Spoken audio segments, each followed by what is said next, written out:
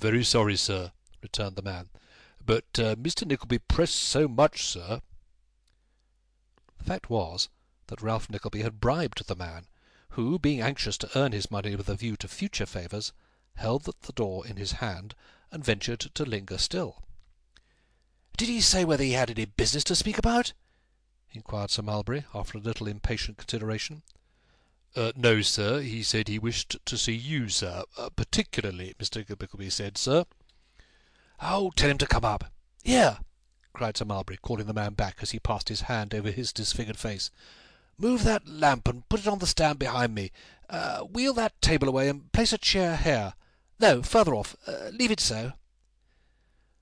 The man obeyed these directions as if he quite comprehended the motive with which they were dictated, and left the room.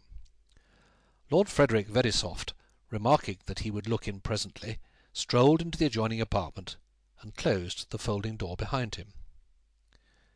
Then was heard a subdued footstep on the stairs, and Ralph Nickleby, hat in hand, crept softly into the room, with his body bent forward as if in profound respect, and his eyes fixed upon the face of his worthy client.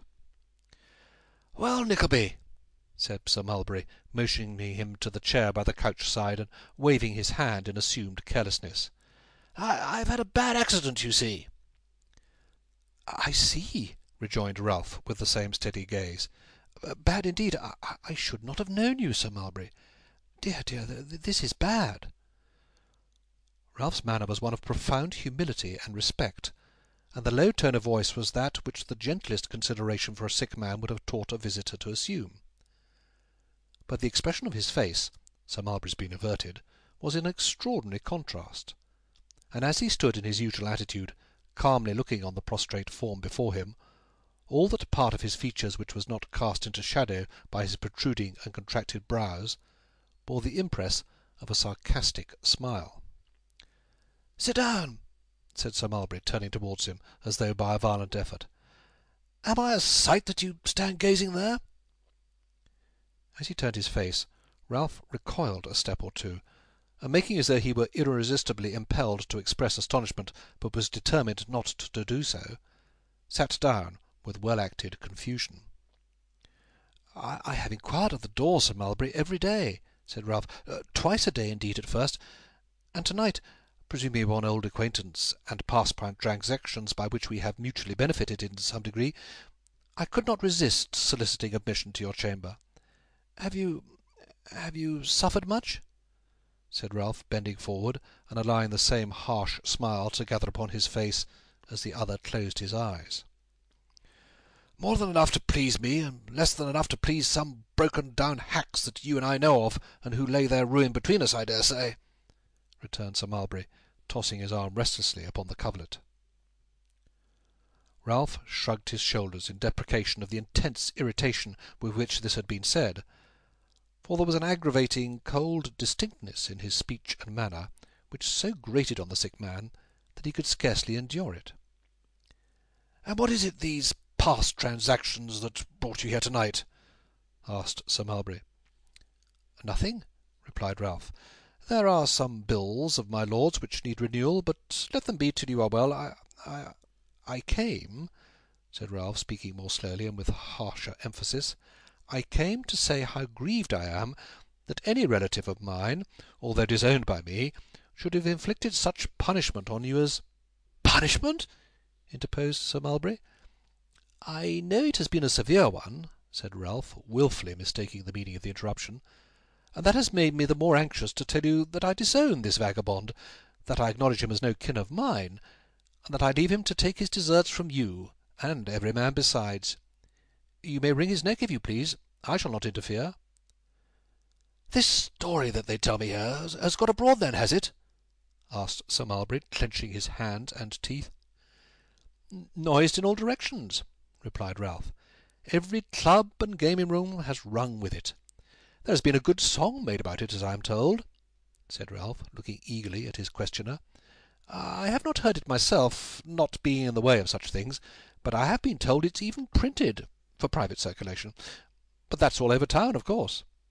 "It's a lie," said Sir Mulberry. I tell you it's a lie. It's all a lie, that the mare took fright."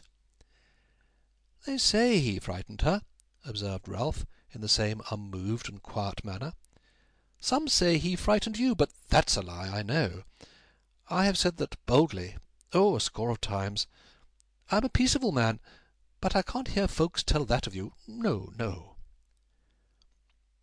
When Sir Mulberry found coherent words to utter, Ralph bent forward with his hand to his ear, and a face as calm as if its every line of sternness had been cast in iron.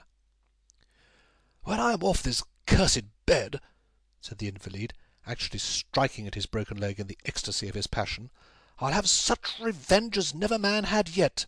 By God, I will! Accident favouring him, he has marked me for a week or two, but I'll put a mark on him that shall carry to his grave. I'll slit his nose and ears, flog him, maim him for life. I'll do more than that. I'll drag that pattern of chastity, that pink of prudery, the delicate sister, through—" It might have been that even Ralph's cold blood tingled in his cheeks at that moment. It might have been that Sir Mulberry remembered that, knave and usurer as he was, he must in some early time of infancy have twined his arm about her father's neck. He stopped, and menacing with his hand, confirmed the unuttered threat with a tremendous oath.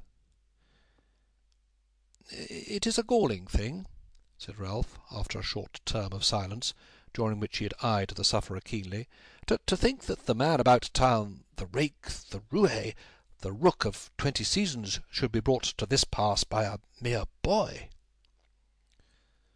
Sir Mulberry darted a wrathful look at him, but Ralph's eyes were bent upon the ground, and his face wore no other expression than one of thoughtfulness. "A raw, slight stripling," continued Ralph, "against a man whose very weight might crush him, to say nothing of his skill in— I'm right, I think," said Ralph, raising his eyes. "You were a patron of the ring once, were you not?" The sick man made an impatient gesture, which Ralph chose to consider as one of acquiescence. "Ah," he said, I thought so. That was before I knew you, but I was pretty sure I couldn't be mistaken. He is light and active, I suppose, but those were slight advantages compared with yours. Luck, luck. These hang-dog outcasts have it." "He'll need the most he has when I am well again," said Sir Mulberry Hawk. "Let him fly where he will." "Oh," returned Ralph quickly, "he doesn't dream of that. He is here, good sir, waiting your pleasure, here in London, walking the streets at noonday, carrying it off jauntily, looking for you, I swear," said Ralph, his face darkening, and his own hatred getting the upper hand of him for the first time, as this gay picture of Nicholas presented himself. "If we were only citizens of a country where it could be safely done, I'd give good money to have him stabbed to the heart and rolled into the kennel for the dogs to tear." As Ralph, somewhat to the surprise of his old client, vented this little piece of sound family feeling, and took up his hat preparatory to departing, Lord Frederick Verisopht looked in. "What in the devil's name, Hawk, have you and Nickleby been talking about?" said the young man. "I never heard such an insufferable riot. Croak, croak, croak, bow, wow, wow. What's it all been about?" "Sir Mulberry has been angry, my lord," said Ralph, looking towards the couch. "Not about money, I hope. Nothing has gone wrong in business, has it, Nickleby?" "No, my lord, no," returned Ralph. "On that point we always agree. Sir Mulberry has been calling to mind the cause of—" There was neither necessity nor opportunity for Ralph to proceed, for Sir Mulberry took up the theme and vented his threats and oaths against Nicholas almost as ferociously as before. Ralph, who was no common observer, was surprised to see that as this tirade proceeded, the manner of Lord Frederick Verisopht, who at the commencement had been twirling his whiskers with a most dandified and listless air, underwent a complete alteration.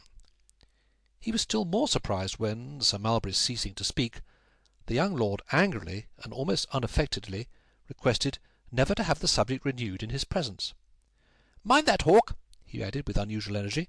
"I never will be a party to, or permit, if I can help it, a cowardly attack upon this young fellow." "Cowardly!" interrupted his friend. "Yes," said the other, turning full upon him.